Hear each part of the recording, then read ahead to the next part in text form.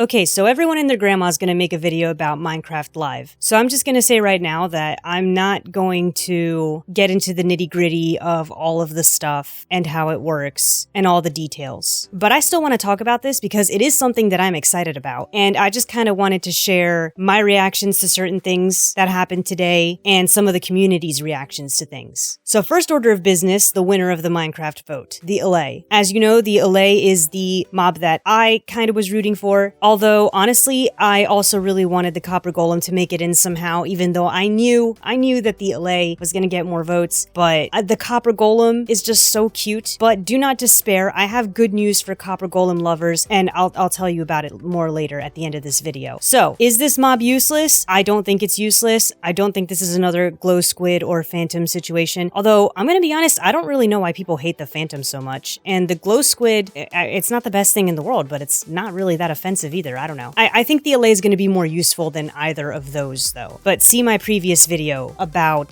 the mob vote with the spreadsheet and all that. I talk more about how much I think the Allay will change the game in that video, as well as the other mobs, although sadly they didn't make it into the game. Same thing with the glare. I feel bad for the glare too because it was super cute. So I think Mojang's aware of this though, and I don't think this is the last we've seen of either of the loser mobs. Anyway, moving on. I don't know why I haven't seen anybody talk about this yet, but the Minecraft concept art is beautiful. I'm not the only one who thinks so either. Apparently there's a lot of people freaking out over it on Twitter. And it's interesting because if you look closely at it, it hints to some of the new things that we're going to get. For example, in one of the drawings, you see what appears to be mossy oak. So perhaps we're going to get some kind of mossy wood, just like we have mossy stone. Also, we may get lily pads with flowers on them. And something I noticed that I'm really hoping for is fallen trees, because there is a drawing of Steve and Alex sitting on a fallen log. And yeah, I'm really hoping that'll be a thing we get to have in Minecraft, because not only decoratively will that be cool, but it will also add more realism to the game, which is something that I personally really like. Also,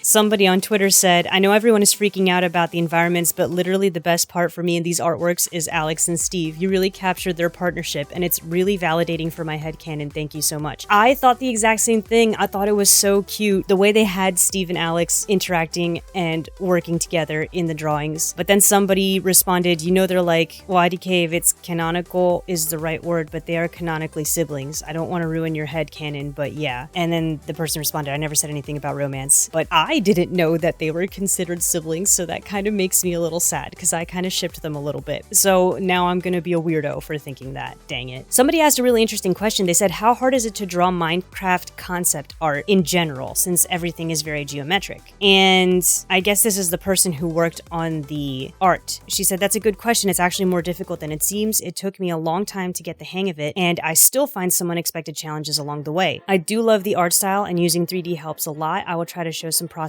and workflow soon. So if you're someone who's interested in art, which I am, even though I'm not very good at it, that was a very interesting question that I like the fact that we got an answer for it. That's all I want to say about it, I suppose. Because drawing Minecraft stuff is hard. I've tried, and I'm very bad at drawing basic shapes. And I just wanted to shout it out in this video and appreciate it. I don't know who Good Times with Scar is, but he said Minecraft concept art is my new favorite thing ever. But the thing I wanted to show was Waddle's response. He said, you're my favorite thing. Just made me laugh. Thanks, Waddles. And Tommy in it is thinking about mud. Me too, Tommy in it. Me too. And Toy Cat was kind enough to share what was on Jeb's shirt, in case you were wondering. It said, you want me to play this game, but I'm just gonna build a house, which is a reference to another YouTube video, I believe, where this guy makes his wife play Minecraft and she eventually learns to love the game. It's one of my husband's favorite videos because ever since he's watched it, now he likes to perform experiments on me with video games. But anyway, that's what Jeb was wearing. Also, there's apparently new Minecraft chairs now. When I first saw it, I was like, oh snap, I want to get myself a Minecraft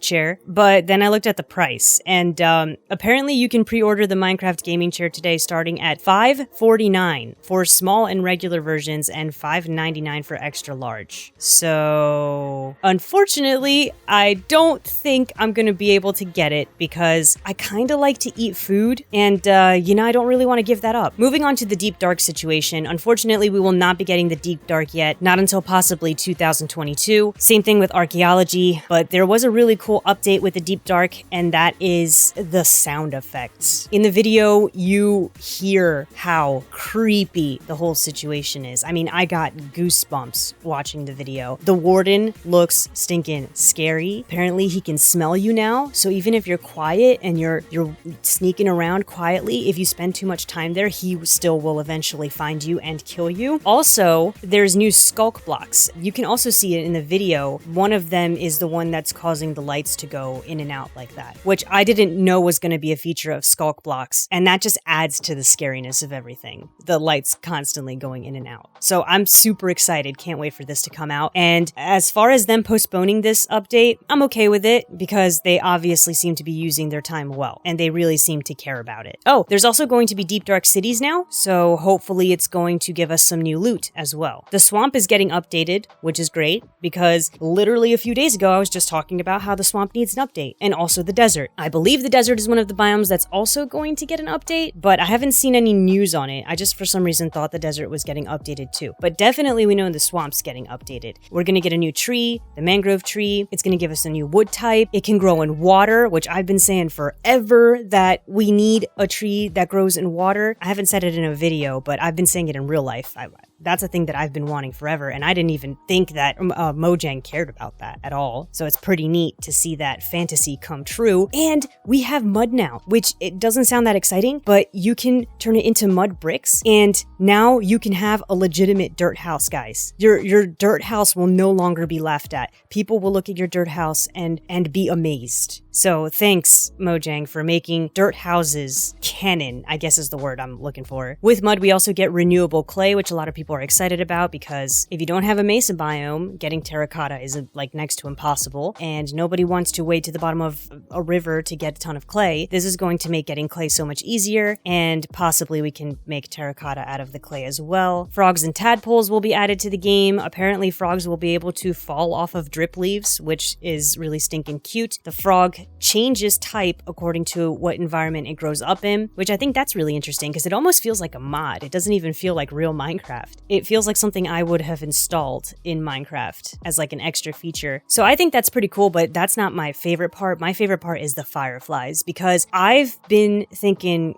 that this game needs more ambiance. You know, there's the bats in the caves, but they're actually kind of annoying more than anything else. What I've been wanting in Minecraft in the overworld is birds or insects. I just think I want that atmosphere. And fireflies definitely falls into that category. Once again, it's just one of those things where I always thought it would be a cool thing to have, but I never thought Mojang was actually going to do it. I know we have bees, but for some reason I just never considered them as like part of the ambiance like this. They certainly add to it, but the fireflies, I think they're really going to make particularly the swamps a special place. It's going to feel so magical. There's a meme of Jeb screaming no, so I just thought you might want to know that as well. Seeds will be the same now between Java and Bedrock, so sharing seeds will be easier. Making mods will be easier. Mods or mobs? I think both. Mojang's basically encouraging people to make their own mobs, and that's really unique because I don't think I know a lot of other video game developers that encourage that type of thing. And I think it's a really smart move on Mojang's part to encourage that, because community involvement is one way to keep people interested in the game, especially since they get to then turn around and sell their creations. Like, playing Minecraft is an actual career now, and Mojang's all for it. Oh, and as for the news on